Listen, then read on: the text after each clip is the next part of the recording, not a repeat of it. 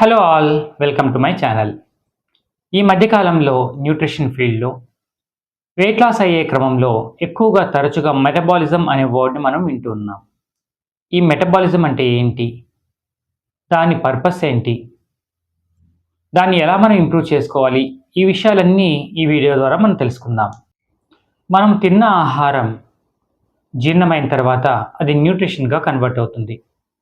మనం తిన్న ఆహారంలో ప్రధానంగా కార్బోహైడ్రేట్స్, ప్రోటీన్ అండ్ ఫ్యాట్స్ ఉంటాయి.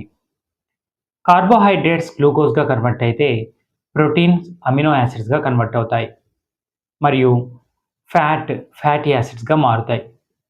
ఇలా న్యూట్రియంట్స్గా కన్వర్ట్ అయినటువంటి ఆహారం మన ఇంటెస్టైన్లో ఉన్నటువంటి పేగుల్లో ఉన్నటువంటి విల్లై అనే చూషకాల ద్వారా గ్రహించి బ్లడ్లో కలిపేస్తుంది. బ్లడ్లో కలిసినటువంటి nutrition protein and fatty acids బ్లడ్లో గుండా ట్రావెల్ చేస్తూ మన ఆర్గాన్స్లో ఉన్నటువంటి ప్రతి కణకణానికి అందజేస్తుంది. మరి గ్లూకోజ్ సెల్లోకి డైరెక్ట్గా ఎంటర్ అవుతుంది.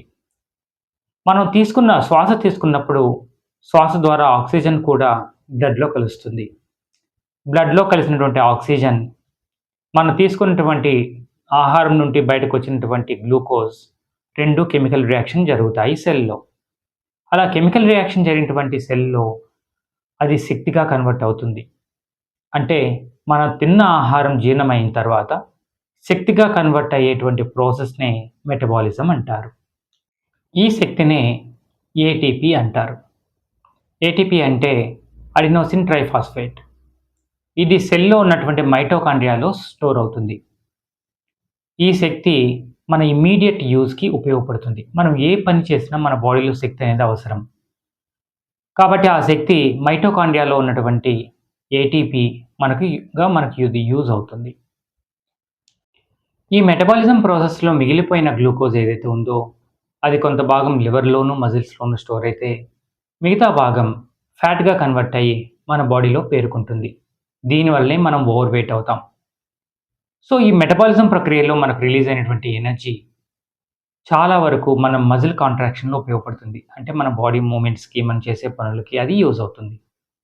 మిగతా భాగం బ్రెయిన్కి, బ్రెయిన్ ఫంక్షన్కి, హార్ట్ ఫంక్షన్కి, బ్లడ్ సర్క్యులేషన్కి, రెస్పిరేషన్కి, తర్వాత ఇంకా చాలా హార్మోన్ ప్రొడక్షన్కి, వీటన్నిటి పనులకి ఆ ఎనర్జీ అనేది యూజ్ అవుతుంది.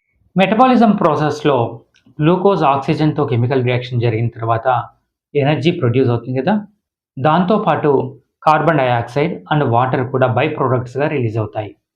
ఈ కార్బన్ డయాక్సైడ్ బ్లడ్లో కలిసి అది లంగ్స్లో ద్వారా అది బయటకు మనం రెస్పిరేషన్ ఉచ్ఛ్వాస నిశ్వాసలు అంటాం కదా, అది మనకు బయటకు మన ముక్కు ద్వారా అది బయటకు మనం వదిలేస్తాం ఆ కార్బన్ డయాక్సైడ్ని. కొంత భాగం ఈ కార్బన్ డయాక్సైడ్లో తేమ కూడా ఉంటుంది, అదే వాటర్. మిగతా వాటర్ యూరిన్ ద్వారా బయటకు వెళ్ళిపోతుంది. మరి ఈ మెటబాలిజం అందరిలోనూ ఒకే రకంగా ఉంటుందా? కాదండి. స్త్రీలలో మెటబాలిజం ఒక రకంగా ఉంటే పురుషుల్లో ఒక రకంగా ఉంటుంది. మజిల్ మాస్ ఎక్కువగా ఉన్న వాళ్ళలో ఒక రకంగా ఉంటే మజిల్ మాస్ తక్కువగా ఉన్న వాళ్ళలో ఇంకొక రకంగా ఉంటుంది. అలా పర్సన్ టు పర్సన్ ఇది వేరీ అవుతూ ఉంటుంది. మజిల్ మాస్ నార్మల్గా అడల్ట్స్కి అయితే 32% మేల్ వాళ్ళకైతే మగవాళ్ళకైతే 32% పైన ఉండాలి. ఆడవాళ్ళకైతే 25% పైన ఉండాలి. అలా మజిల్ మాస్ పర్ఫెక్ట్ పర్సంటేజ్తో ఉన్నట్లయితే ఈ మెటబాలిజం కూడా ఎక్కువగానే ఉంటుంది.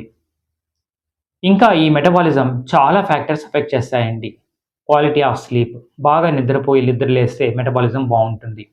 స్ట్రెస్ లెవెల్స్ ఎలా ఉన్నాయి, ఇల్నెస్ ఏమైనా ఉందా, ఇవి కూడా అఫెక్ట్ చేస్తుంది. మంచి డైట్ తీసుకుంటున్నారా, బ్యాలెన్స్డ్ డైట్ లేదా అనే దానిపైన కూడా అఫెక్ట్ చేస్తుంది. మన బాడీలో థైరాయిడ్ హార్మోన్ లెవెల్స్ ఎలా ఉన్నాయి, ఎక్కువగా ఉంటే ఒక రకమైన మెటబాలిజం ఉంటుంది, తక్కువగా ఉంటే ఒక రకమైన మెటబాలిజం ఉంటుంది. అందుకే హైపోథైరాయిడిజంలో మెటబాలిజం తక్కువగా ఉండడం వల్ల మనం తక్కువగా ఆహారం తిన్నా కూడా ఎక్కువగా మనం వెయిట్ గెయిన్ అనేది జరుగుతూ ఉంటుంది. హైపర్ థైరాయిడిజంలో మెటబాలిజం ఎక్కువగా ఉంటుంది, అందుకే వాళ్ళు వెయిట్ లాస్ చాలా సివియర్గా అవుతూ ఉంటారు. సో ఇలా మెటబాలిజం ఫ్యాక్టర్స్ని బట్టి మనిషిని బట్టి మారుతూ ఉంటుంది. మనం మంచి డైట్ని, బ్యాలెన్స్డ్ డైట్ని తీసుకుంటూ మంచి క్వాలిటీ స్లీప్ని మెయింటైన్ చేస్తూ మంచిగా ఫిజికల్ యాక్టివిటీ ఉండి స్ట్రెస్ లెవెల్స్ని తగ్గించుకుంటూ మంచి ఆరోగ్యాన్ని మనం పొందినట్లయితే ఈ మెటబాలిజం కూడా మనకు పర్ఫెక్ట్‌గా ఉంటుంది. ఎప్పుడైతే ఈ మెటబాలిజం బావుంటుందో, తిన్న ఆహారం సంపూర్ణంగా జీర్ణమయ్యి మన వంట పడుతుంది. ఇదండి మెటబాలిజం గురించి డీటెయిల్స్. ఈ ఈ వీడియో ద్వారా మీరు మంచి ఇన్ఫర్మేషన్ పొందారని నేను ఆశిస్తున్నాను. Thank you very much.